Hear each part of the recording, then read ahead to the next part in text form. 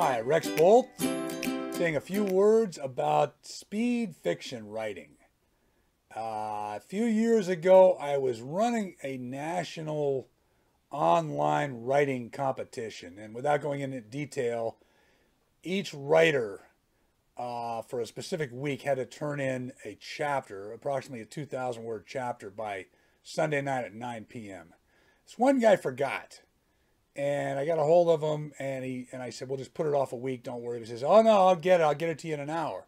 And sure enough, an hour later, maybe an hour and 10 minutes, literally tops, from scratch, he sent me his chapter, and it actually ended up being one of the best chapters of the competition. And I realized who this guy was. He was a newspaperman, a lifelong newspaperman down south. And he treated it like a deadline, and that's the way newspaper people operate. They don't obsess over every word and getting everything just right, and they just get it done. They get it out and they get it done, and it's a skill actually. And it was probably fresher. It probably read better and fresher than if he'd taken 2 or 3 hours or a week to do it, which the other people were taking a week to do each one. He took an hour. And I learned from that. I said, gee, I think I can apply this to writing these novels. So that sped me up.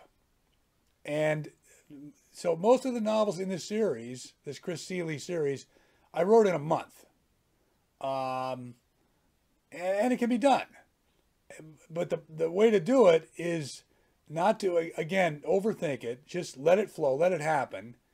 And don't write anything that requires massive editing. In other words, you want to write a good, clean first draft, and that ties in with the mentality of newspaper work. They can't afford. They have deadlines. They have pressure. The old days they had printers unions. You had to get things turned in on time, otherwise it wouldn't make the next daily edition.